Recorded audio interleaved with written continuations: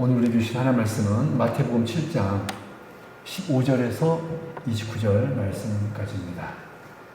마태복음 7장 15절에서 29절 말씀까지 우리 같이 교도하도록 하겠습니다.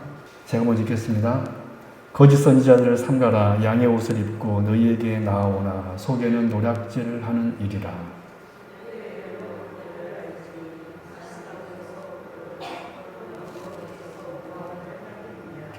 이와 같이 좋은 나무마다 아름다운 열매를 맺고 못된 나무가 나쁜 열매를 맺나니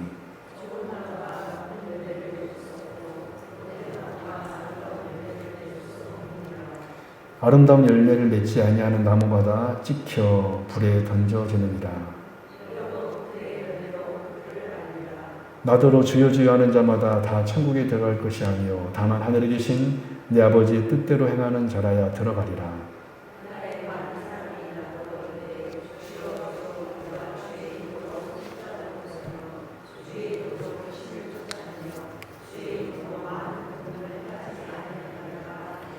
그때 내가 그들에게 밝히 말하되 내가 너희를 도무지 알지 못하니 불법을 행하는 자들아 내게서 떠나가라 하리라.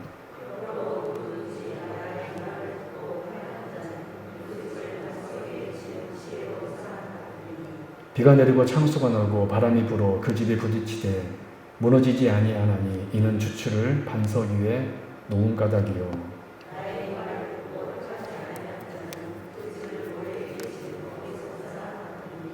비가 내리고 창수가 나고 바람이 불어 그 집에 부딪힘에 무너져 그 무너짐이 심하니라.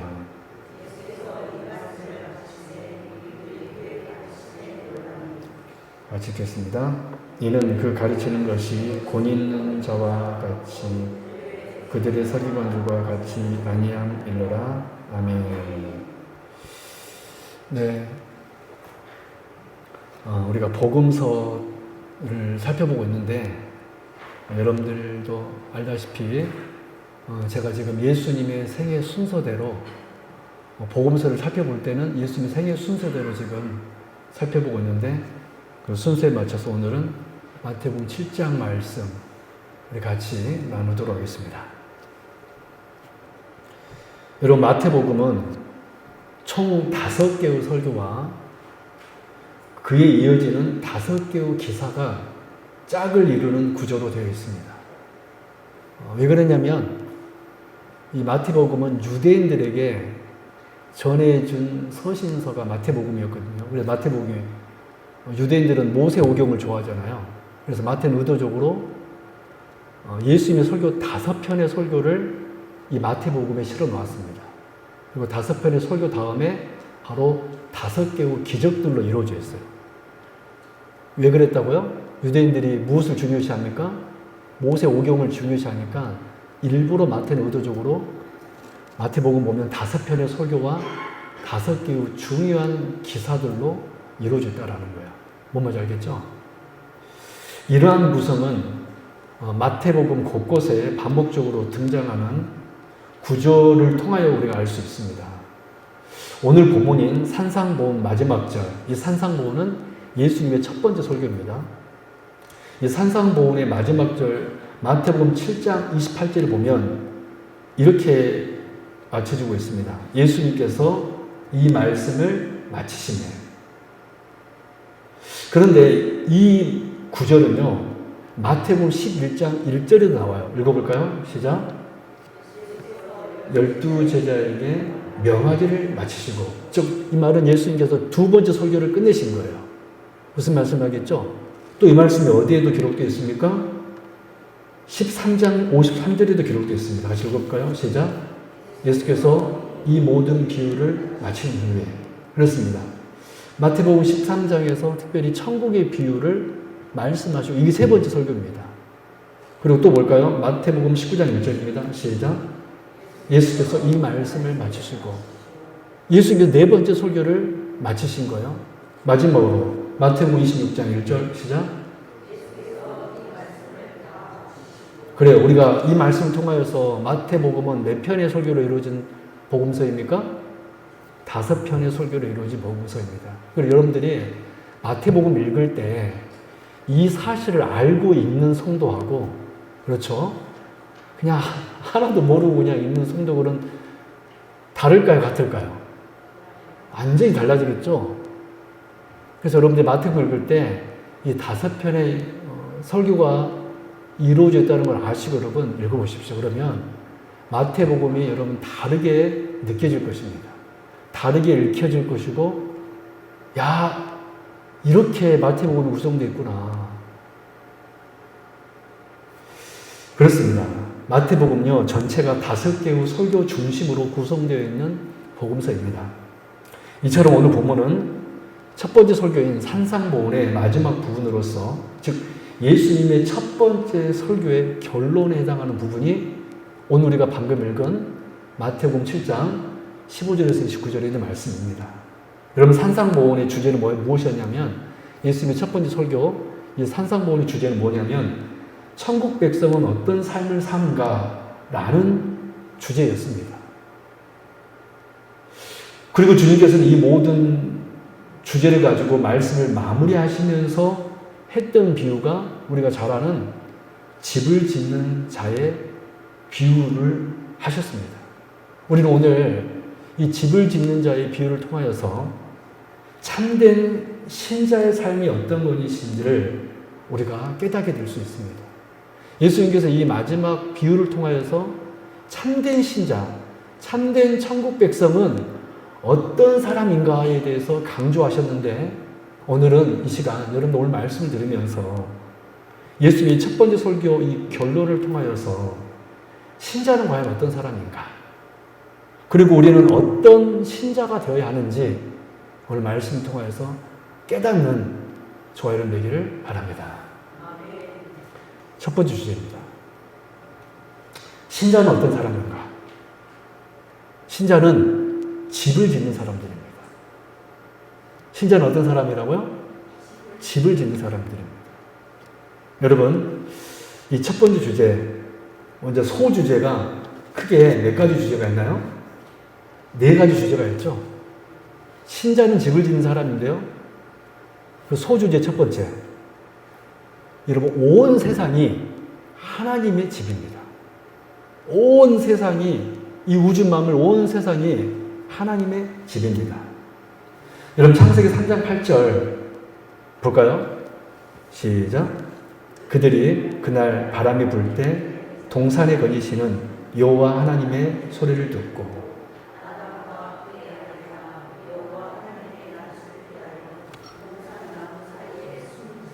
네, 창세기 3장 8절 상반절 말씀 보면 하나님께서 어디를 거니시는 장면이 나오고 있습니까? 에덴 동산을 거니시는 장면이 나오고 있습니다. 이 말씀은 사실 인간이 죄를 짓기 전에는 하나님께서 직접 에덴 동산에서 누구와 함께 계셨다는 뜻입니까? 아담과 하와와 함께 계셨다는 뜻입니다. 근데 죄를 지었으니까 그들이 어떻게 했죠? 두려워서 숨었다고 그랬잖아요. 근데 죄를 짓기 전에는 분명 하나님의 에덴 동산을 거니셨을 때, 여러분 상상을 해봐도 너무 감격스럽죠. 하나님의 에덴 동산에 오셔서 거니셨을 때 누구와 동행하셨다는 걸 알 수 있습니까? 아담과 하와. 할렐루야. 너무 감격적이죠. 여러분, 이것이요, 주님께서 재림하시면 이루어지는 역사입니다. 믿습니까? 여러분, 이 삶을 사모하십시오. 여러분, 우리가 아무리 이 땅에서요 별거를 다 가진다 할지라도요 하나님과 동행하지 못합니다. 주의 은혜가 입은 사람만이, 여러분, 아담 하와 보십시오. 완벽했던 사람들 아니었습니까? 그래요, 안 그래요? 아담과 하와는 이때 당시 하나님께서 아담에게 온 세상을 위임하셨습니다. 근데 그 위임자가 하나님의 에덴 동산에 오셨는데 지금 뭐 하고 있습니까? 숨었어요. 그 물질이 있어봤자 뭐합니까? 그 권세가 있어봤자 뭐합니까? 은혜를 잃어버리니까 어떤 사람이 된 겁니까? 숨는 자가 된 거예요. 여러분들은 어떤 사람 되고 싶습니까? 은혜 받은 사람 되고 싶지 않습니까? 할렐루야? 어떤 사람이 복인 사람이냐면 주의 은혜 아린 사람이 복인 사람인 거예요.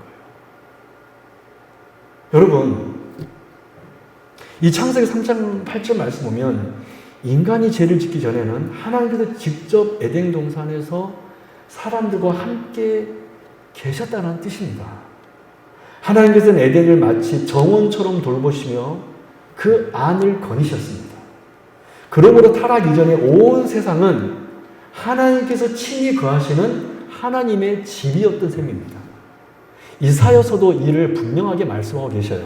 우리 이사야 40장 22절 볼까요? 시작. 그가 하늘을 차일같이 펴셨으며 거주할 천막같이 치셨고. 이사야 66장 1절도 볼까요? 시작. 여호와께서 이와 같이 말씀하시되 하늘은 나의 보좌요 땅은 나의 발판이니.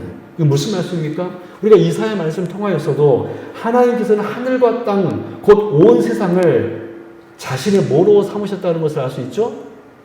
집으로 삼으셨다는 걸 알 수 있습니다. 하늘을 차일처럼 펴셨고, 할렐루야. 그렇습니다. 하나님께서는 하늘과 땅, 곧 이 온 세상을 자신의 집으로 지으셨고, 창조하신 그 피조 세계 안에 거하셨습니다. 그렇게 태초에 이 세상은 하나님의 집이었습니다. 두 번째 소주제입니다. 성막과 성전이 하나님의 집입니다. 하나님께서는 성막과 성전을 하나님의 집으로 삼으셨어요. 여러분, 하나님께서는요, 인간과의 특별한 만남의 장소로 범죄 이후 인간과의 특별한 만남의 장소를 장소로 성막과 성전을 세우게 하셨습니다.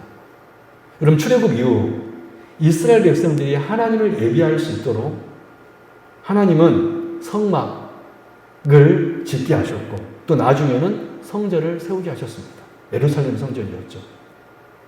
성경은 이 성막과 성전을 열왕기상 8장 16절과 역대하 6장 5절 말씀 보니까 내 이름을 둘 집, 그리고 여호와의 집이라고 선언하셨습니다. 성막과 성전이 어떤 곳이라고요? 내 이름을 둘 집, 그리고 여호와의 집이라고 선언하셨습니다. 그러나 여러분, 솔로몬 왕은, 예루살렘 성전을 건축했던 솔로몬 왕은 그 예루살렘 성전을 짓고 나서 이런 고백을 합니다. 분명히 하나님께서는 성막과 성전을 여호와의 집이라고 명하셨는데 그 예루살렘 성전을 건축했던 솔로몬은 완전히 다른 얘기를 하고 있습니다. 볼까요? 열왕기상 8장 27절 같이 읽을까요? 시작. 하나님이 참으로 땅에 거하시니까 하늘과 하늘들의 하늘이라도 주를 용납하지 못하겠거늘 하물며 내가 건축한 이 성전이오리까. 여러분, 이 말씀은 여러분 믿음의 고백인 것 같아요? 하나도 믿음 없는 사람의 고백인 것 같아요? 믿음의 고백입니다. 예루살렘 성전을 짓고도 그 성전은요, 여러분 놀라지 마십시오. 시바 요왕이 예루살렘 성과 예루살렘 성전을 보고요, 황홀할 지경이라고 그랬어요. 어떤 지경이었다? 상상도 하지 못하게 아름답게 지어졌다는 겁니다. 그런데 솔로몬은 그 아름다운 성전을 건축해 놓고서도 뭐라고 고백하고 있습니까? 어찌 하늘의 하나님께서 우리 인간이 지은 이 성전에 거하리까? 무슨 말씀입니까? 아무리 내가 이 아름다운 성전을 건축했더라도 하나님은 너무 위대하시기 때문에. 할렐루야. 여러분, 이 믿음의 고백이 느껴지십니까? 이 말씀은 사람이 지은 어떤 집도 하나님을 온전히 모실 수 없다는 고백입니다. 그렇다면 솔로몬은 분명 또 어떻게 이 작은 전에 하나님을 모실 수 있습니까? 라고 하셨는데, 고백했는데, 왜 하나님은 그 성전을, 그 성막을, 성전보다 훨씬 초라한 그 성막을 당신의 집이라고 하시냐는 거예요. 그 이유는 여러분, 하나님께서 실제로 그 성막과 성전에 거하시기 위해서라기보다는 그의 백성들에게 내가 너희와 함께 하겠다라는 사실을 보여주기 위하여 성막과 성전을 건축하시고 그곳을 당신의 집이라고 선언하신 거예요.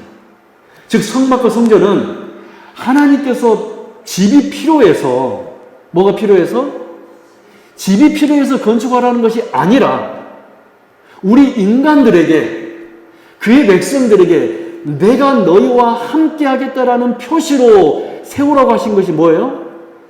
성막과 성전이라는 거예요. 그럼 우리 그의 백성들은 성막과 성전을 보면서 누구와 함께 한다는 것을 알게 되었을까요?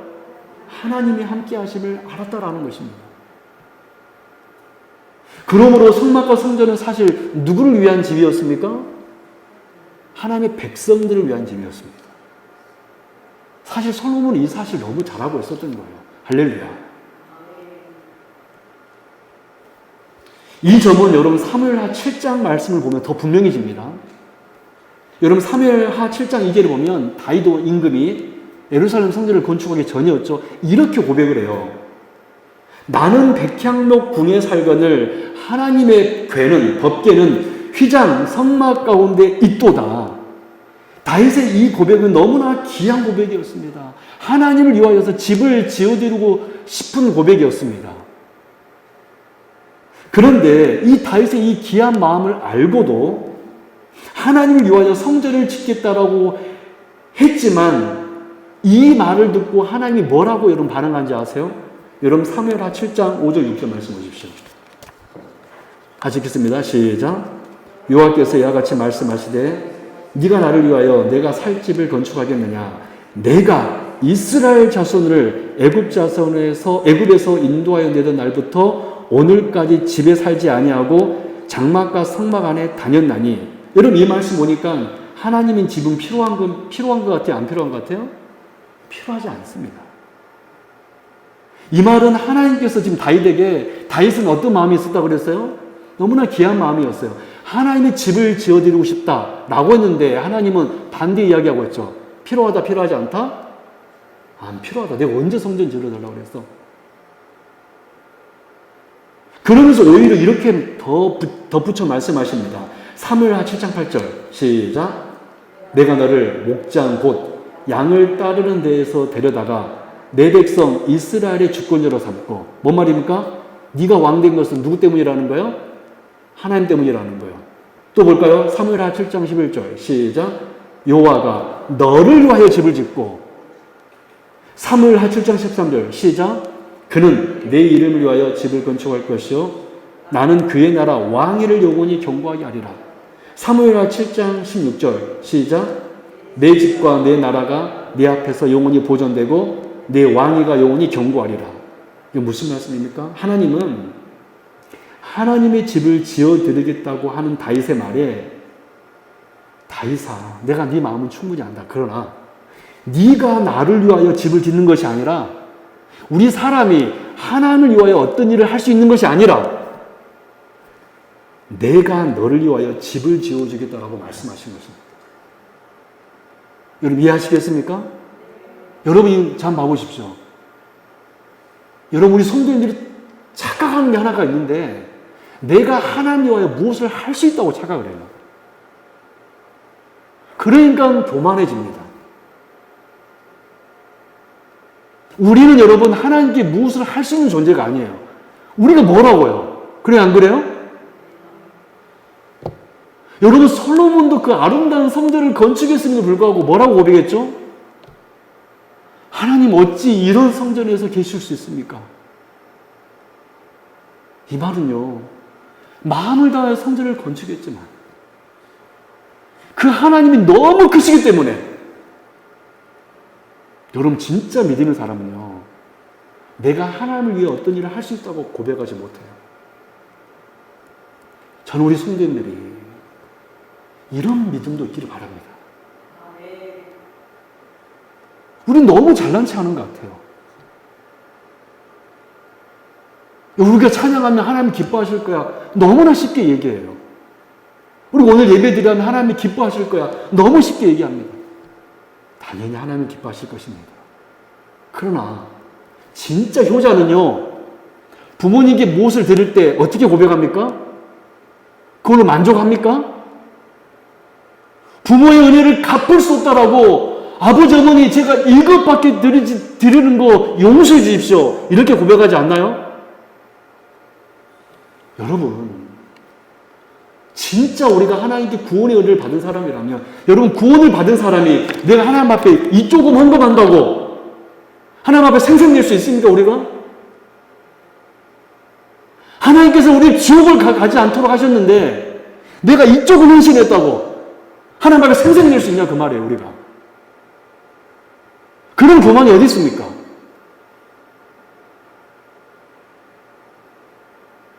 저는 여러분을 지금 다그치는 것도 아니고 혼내는 것도 아닙니다. 정말 우리가 신앙이 무엇인지를 저는 깨달았으면 좋겠어요. 저는 우리 세우면 성도들이 나 하나님 위해서 이렇게 했어. 할 수 있어. 어찌 그런 말을 하냐 그 말이에요. 여러분 그렇게 여러분 잘났습니까? 그렇게 신앙생활 여러분 잘하셨습니까 지금까지? 떳떳하세요 하나님 앞에서?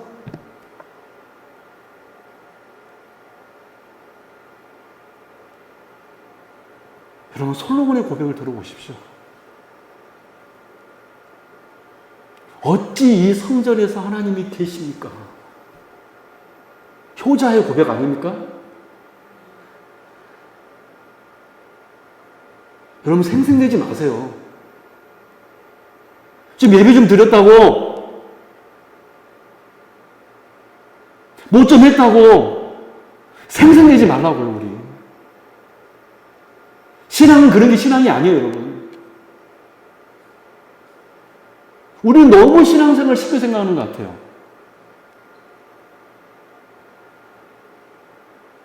우리는 잘나지 않았어요. 적어도 솔로몬보다 더 못났습니다. 인정하십니까? 여러분 하나님께서 뭐라 그랬냐면 더 이상 내가 네 마음 안다. 그러나 네가 나를 위해 무엇을 할 수 있는 것이 아니고 내가 너를 위하여 집을 지을 것이고 너의 왕위를 영원하게 세워줄 것이다. 할렐루야. 여러분 어떤 복이 임하길 원하십니까? 하나님께서 여러분의 영원한 왕권을 세워줄 것을 믿고 오지 않은 우리 성도들 되기를 바랍니다. 할렐루야. 여러분 그러므로 두 번째로 성막과 성전이 하나님의 집으로 삼아 주었습니다. 누구를 위하여? 우리를 위하여. 하나님의 함께 하심을 보여주기 위하여서 성막과 성전을 건축을 하신 거예요. 세 번째, 예수 그리스도께서 하나님의 집입니다. 여러분 하나님께서는 이렇게 성막과 성전을 통하여서 함께 하신다는 약속을 선언하셨는데요. 놀랍게 예수님 안에서 완전히 이 약속이 성취됩니다. 우리 요한복음 1장 14절 같이 읽겠습니다. 시작. 말씀이 육신이 되어 우리 가운데 거하시네. 여러분 여기서 거하시네 라는 말에 주목해야 되는데, 여러분 거하시네 라는 말은 제가 복음서 처음 설교할 때도 이미 설교했지만 장막을 치다, 거처를 마련하다 라는 뜻입니다. 즉 말씀이 육신이 되어 우리 가운데 거하시네. 이 말은 말씀이 육신이 되어 우리 가운데 뭐를 친다라는 의미입니까? 장막을 치네라는 의미입니다. 즉 예수님께서 성육신 이 땅에 오심은 하나님께서 우리 가운데 무엇을 치신 것과 같다는 뜻입니까? 성막을 치신 것과 같다는 뜻입니다. 이 말은 예수님이 바로 하나님의 함께하신 곧 하나님의 집의 완성이시라는 거예요. 믿습니까? 그래서 예수님의 또 다른 이름이 뭡니까? 임마누엘입니다. 하나님이 우리와 함께 계시다. 여러분 구약에서 성막과 성전을 만들라는 이유가 뭐라 그랬어요? 하나님의 집이 필요해서였습니까? 아니면 하나님이 우리와 함께 하심을 보여주기 위함이었습니까? 그래서 예수님은 임마누엘이시잖아요. 내가 너희와 함께 하겠다. 그러면 예수님이 성막과 성전의 무엇이라는 거죠? 완성 곧 성체라는 의미입니다. 왜? 예수님이 누구시기 때문에? 하나님이시기 때문에. 할렐루야. 실제로 눈에 보이는 하나님께서 눈에 보이게끔 하나님께서 임하신 거예요. 즉 그러면 예수님이 곧 무엇이라는 것입니까? 성전이라는 것입니다. 하나님의 집이라는 거예요. 실제로 예수님은 자기 자신을 성전이라고 선언하셨습니다. 우리 요한복음 2장 21절 같이 읽어볼까요? 시작. 성전된 자기 육체를 가리켜 말씀하신 것이라. 예수님의 육체가 뭐라 그러셨습니까? 성전이라고 그랬습니다. 여러분, 예수님이 하나님의 집입니다. 그래서 이 사실을 시편 기자도 예언하면서, 여러분 시편 90편 1절 볼까요? 시작. 주여, 주는 대대에 우리의 뭐가 되셨나이다? 거처가 되셨나이다. 할렐루야. 시편 기자는 예수님께서 성전이 되실 것을 미리 예언하면서 이 사실을 선포했던 거예요. 주여, 주는 대대로 우리의 거처 성전이 되셨나이다. 할렐루야. 그러므로 세 번째, 예수 그리스도께서 하나님의 집이 되셨습니다. 마지막 소중히 네 번째, 성도가 하나님의 집입니다. 우리 성도가 하나님의 집입니다. 가장 놀라운 일은 이것이에요. 예수님께서 하나님의 성전이신데, 하나님의 집이신데, 그 예수 그리스도를 믿는 자들, 곧 저와 여러분도 하나님의 집이 되었다는 사실입니다. 우리 고린도전서 3장 16절 시작. 너희는 너희가 하나님의 성전인 것과 하나님의 성령이 너희 안에 계시는 것을 알지 못하느냐. 이제 하나님은요, 건물이 아니라 우리 마음 가운데 거하시겠다라고 우리를 하나님의 집으로 삼으셨습니다. 내가 너희와 함께 하겠다. 구약에서는 성막과 성전을 통하여서 맨 처음 온 세상이었고, 두 번째로는 무엇이었습니까? 성막과 성전을 통하여서 하나님의 함께 하심을 보여주었고, 세 번째로 누구를 통하여서 하나님의 함께 하심을 보여주었습니까? 예수 그리스도를 통하여서 하나님의 함께 하심을 보여줬고, 이제 네 번째로 누구를 통해서 하나님의 함께 하심을 보여주겠다고 선언하신 거예요? 우리를 통해서. 할렐루야. 그러면 여러분, 우리는 어떤 사람이 되어야 되냐면, 여러분 한 사람 한 사람 보면, 야, 하나님이 계시는구나, 하나님이 함께 계시는구나 라는 사실을 보여줘야 한다는 거예요. 믿습니까? 우리가 신앙생활 엉망으로 하잖아요. 그러면 나는 하나님의 집이 아니라고 사는 거예요. 왜? 하나님은 우리를 하나님의 함께 하심을 상징하는 뭐로 삼으셨기 때문에? 성전 삼으셨기 때문에, 집으로 삼으셨기 때문에.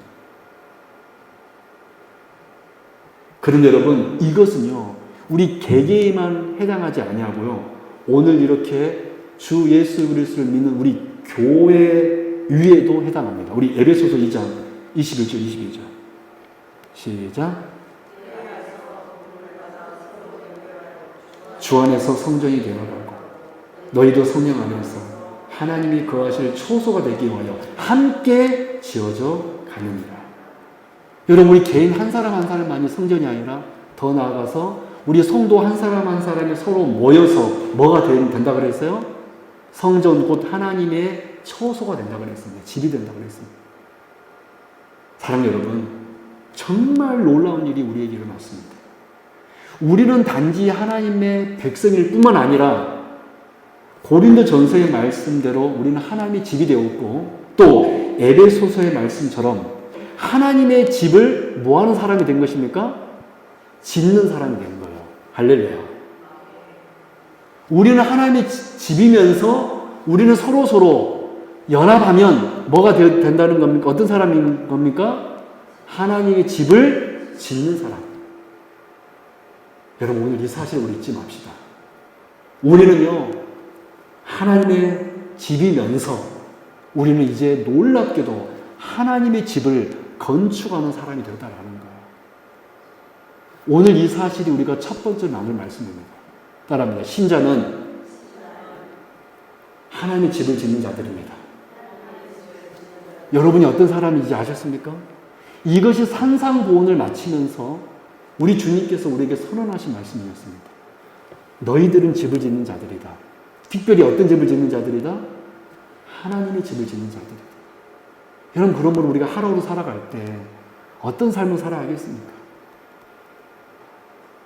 저도 오늘 말씀 준비하면서 많이 얘기했습니다. 내가 하나님의 집을 짓는 사람들인데, 우리 세움교회가 하나님의 집을 짓는 교회가 돼야 되는데, 내가 5년 동안 목회를 정말 잘했는가? 여러분, 저는 우리 교회가 하나님의 집을 짓고 있는 교회가 되기를 바랍니다. 할렐루야. 그것이 신자의 정체성이고요, 우리 교회의 정체성이 돼야 돼요.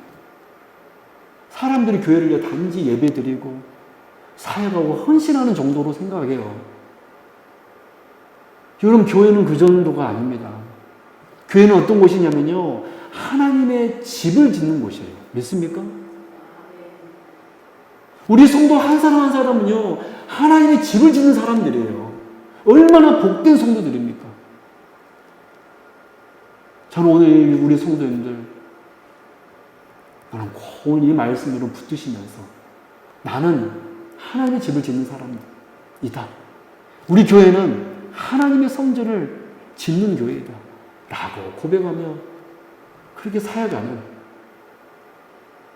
우리 교회의 정체성이 하나님의 집을 짓는 자들이기 때문에. 두 번째, 오늘 설교가 좀 길더라도 여러분, 제가 오늘 그 대신 기도 짧게 할 테니까 오늘 말씀을 좀 집중하십시다. 두 번째, 신자는 반석 위에 집을 짓는 사람들입니다. 신자는 반석 위에 집을 짓는 자들입니다. 사랑 여러분, 제가 이제 한 가지 중요한 질문을 여러분들에게 해볼게요. 우리는 하나님의 집이고 그 집을 짓는 사람들이라고 했습니다. 그렇다면 그 집을 우리는 어디에 세워야 할까요? 오늘 주님께서는 오늘 본문을 통하여서 이렇게 분명히 말씀하십니다. 마태복음 7장 24절 시작. 그러므로 누구든지 나의 이 말을 듣고 행하는 자는 그 집을 반석 위에 지은 지혜로운 사람 같으리니, 반대로 26절에서 이렇게 말씀하십니다. 시작. 나의 이 말을 듣고 행하지 아니하는 자는 그 집을 모래 위에 지은 어리석은 사람 같으리니. 여러분, 이 말씀은 단순한 비유가 아닙니다. 이 구절은요, 산상보온의 마지막 가르침으로 주님께서 천국 백성의 삶이 어떠한 모습이어야 하는지를 마무리하면서 주신 결정적인 말씀이라는 사실을 알아야 돼요. 그래서 주님께서는 이 집 비유를 통하여서 우리에게 이 말씀을 하고 계시는 것입니다. 너희가 하나님의 집을 짓고자 하느냐? 그렇다면 반드시 내 말, 곧 지금 내가 너희에게 가르친 이 말씀 위에 세워야 한다. 할렐루야. 그렇습니다. 하나님의 집은요, 우리는 하나님의 집을 건축 하는 사람들이라고 그랬잖아요. 우리는 어디 위에 집을 세워야 됩니까? 하나님의 말씀 위에. 여러분, 교회는요, 사람의 생각으로 지어져서는 안 됩니다. 사람의 감정으로도 안 되고 오직 주의 말씀 위에 세워져야 한다라는 거예요. 우리가 너무나 잘 아는 진리이죠. 그런데 이 진리는요, 구약과 신약에서 끊임없이 반복해서 선포된 말씀입니다. 신명기 6장 4절, 9절 제가 빠르게 읽어드릴게요. 이스라엘아 들으라.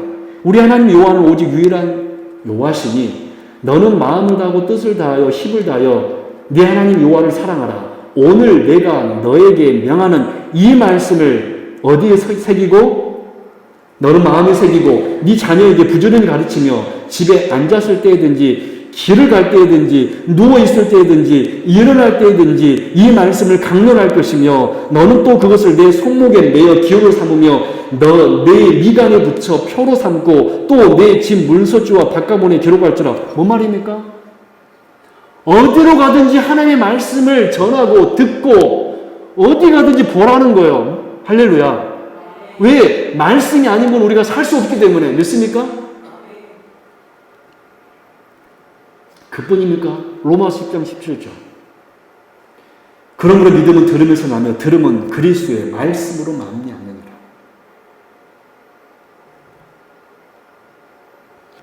그뿐입니까? 에베소서 2장 20절 21절. 너희는 사도들과 선지자들의 터 위에 세우심을 입은 자라. 사랑 여러분, 신자는 하나님의 집을 짓는 사람들인데요. 그러나 그 집은 반드시 반석 곧 예수 그리스도 말씀 위에 세워져야 됩니다. 믿습니까? 만약 말씀 위에 세워지지 않는 집은요, 신자의 집이 아닙니다. 여러분, 말씀은 교회의 장식이 아니에요. 제가 어떤 분들이 이런 말씀을 하시더라고요. 목사님 말씀만 강조하는데요. 말씀으로 안 돼요. 저는 그런 말을 들으면 너무 기가 막혀요.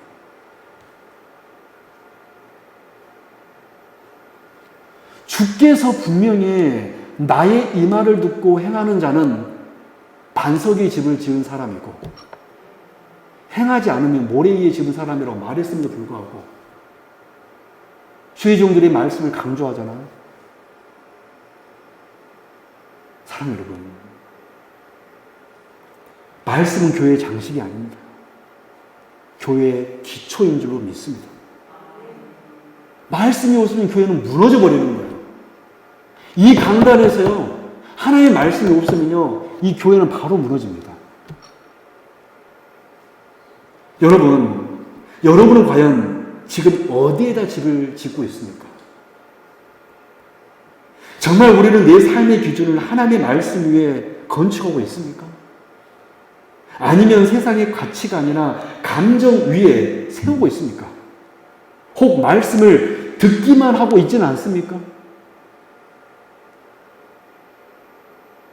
우리는 하나님의 말씀을 들을 뿐만 아니라 실제로 그 말씀을 순종하고 실천해 갈 때 그때 비로소 우리는 반석 위에 집을 짓는 하나님의 집 될 수 있을 줄로 믿습니다. 저는 우리 성도님들이 신자가 되길 바라요.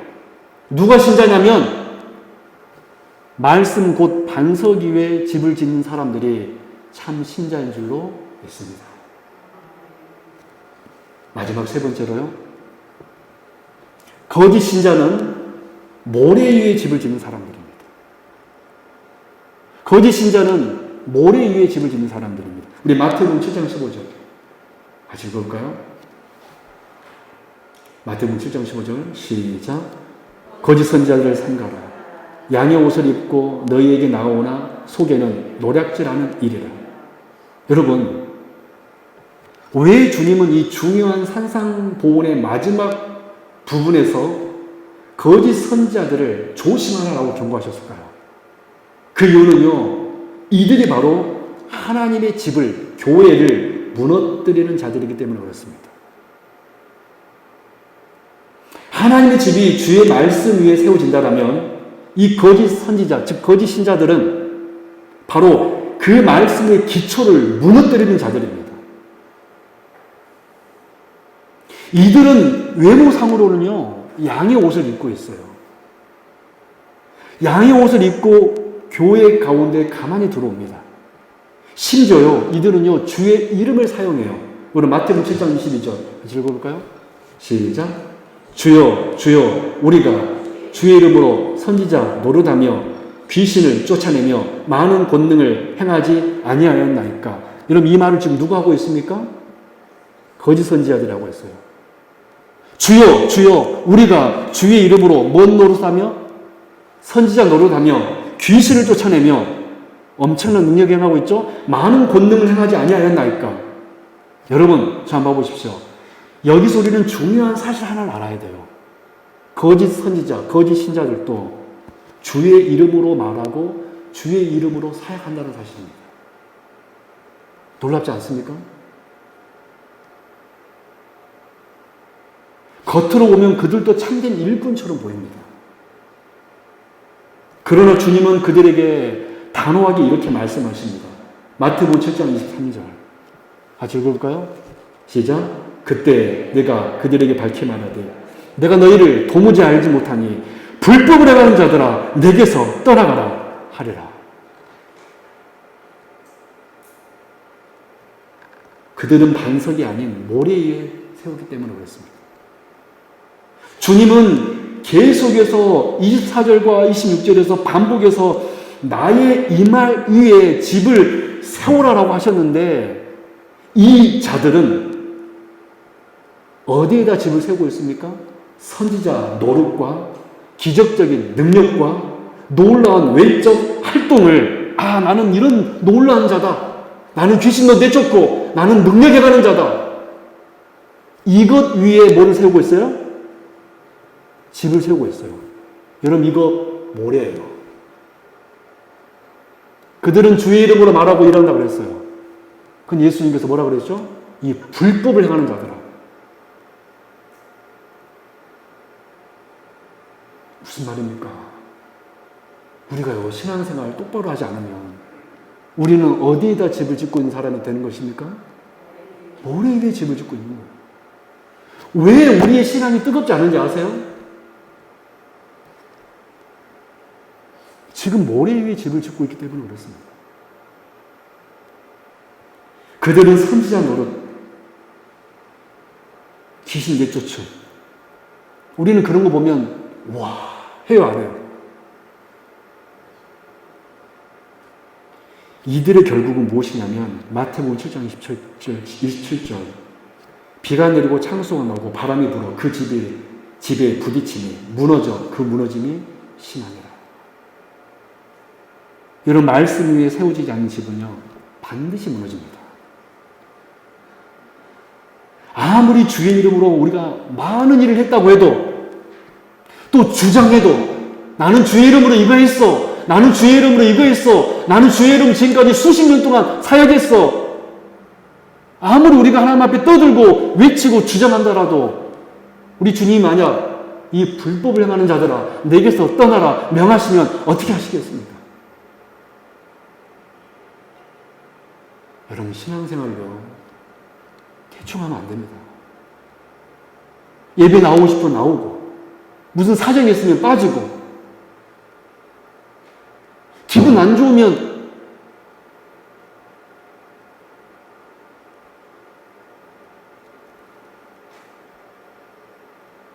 여러분 교회가 그런 곳입니까?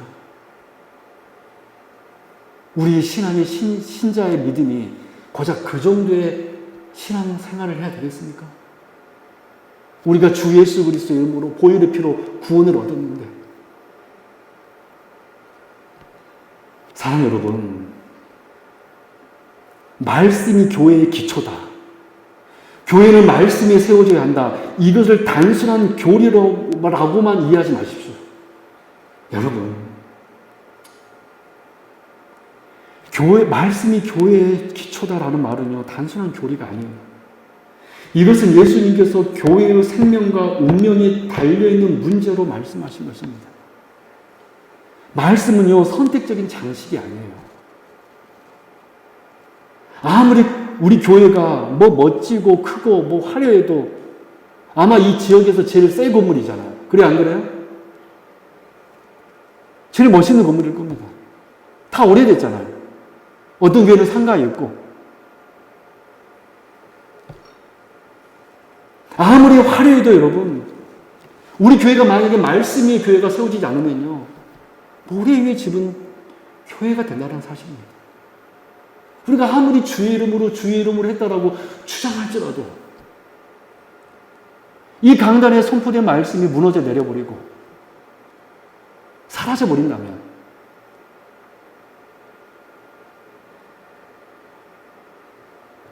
사랑 여러분 그러면 오늘 이 말씀을 여러분 마음에 새기고 우리의 신앙과 교회 공동체를 정말 하나님의 말씀 위에 세우는 여러분들이 될 수 있기를 바랍니다. 할렐루야. 저는 이 말씀 준비하면서요. 제가 여러분들한테 뭐 혼내려고 이 말씀 준비했겠어요? 저는 우리 성도님들 오늘 말씀드리면서 나는 혹시 지금까지 모래 위에 집을 지은 성도는 아닌가? 저는 돌아보기를 원합니다. 이거 만약 여러분이 하나님께서 마지막 날 많은 애를 도무지 알지 못한 해버리면 어떻게 할 거예요, 여러분? 그럼 어떻게 할 겁니까? 하나님 저 신앙생활 수십 년 동안 했습니다. 예배도 안 빠졌습니다. 그걸 여러분 주장하실래요? 여러분 그것을 될 것 같아요? 여러분, 그것으로 우리가 천국 갈 수 있을 거라고 생각하십니까?